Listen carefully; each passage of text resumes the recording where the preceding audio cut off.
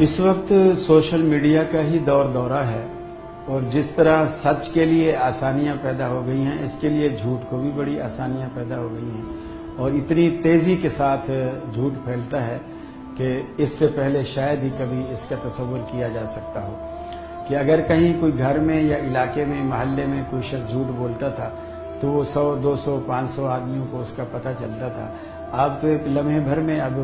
کروڑوں لوگوں تک وہ جھوٹ پہنچتا ہے اور پھر پہنچتا چلا جاتا ہے، پھر ہر کوئی دوسرے کو فارورڈ کرتا ہے اور اسی طرح جھوٹ فارورڈ ہوتا چلا جاتا ہے اور حد سے زیادہ بڑھتا چلا جاتا ہے۔ جیسے مثال کے طور پر جب سے رمضان قریب آنے لگا ہے، سوشل میڈیا پر ایک جھوٹ بہت عام ہو گیا ہے اور وہ یہ کہ اکثر لوگ، میرے پاس بھی ایسے کئی میسیجز آئے اور اس میں ایک حدیث دی ہوئی ہوتی ہے جبکہ وہ حدیث نہیں ہوتی، اور وہ یہ دیا ہوا ہوتا ہے کہ جی اللہ کے نبی نے فرمایا ہے کہ جو شخص سب سے پہلے رمضان کی کسی کو خبر دے گا یا رمضان کی مبارکباد دے گا، وہ اللہ تعالیٰ اس کے گناہ معاف کر کے اس کو جنت میں داخل کرے گا۔ اب یہ نبی کریم صلی اللہ علیہ وسلم کا فرمان نہیں ہے، اور یہ ایک تو ویسے جھوٹ ہے اور پھر نبی کریم صلی اللہ علیہ وسلم پر جھوٹ ہے اور تہمت ہے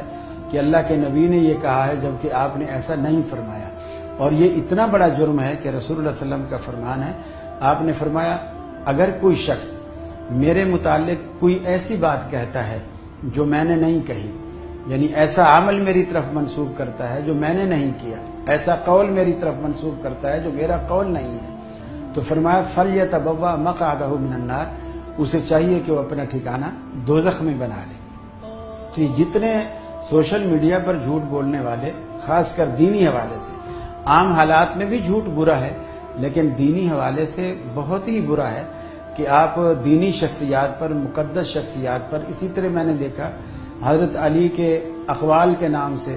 بہت سارے قول منسوب ہوتے ہیں، حالانکہ وہ اقوال زرعی سے ان کا تعلق ہوتا ہے، حضرت علی رضی اللہ تعالیٰ عنہ کا قول نہیں ہوتا، لیکن وہ لوگ کہتے چلے جاتے ہیں حضرت علی نے یوں فرمایا، ابوبکر صدیق کا قول ہے انہوں نے یوں فرمایا۔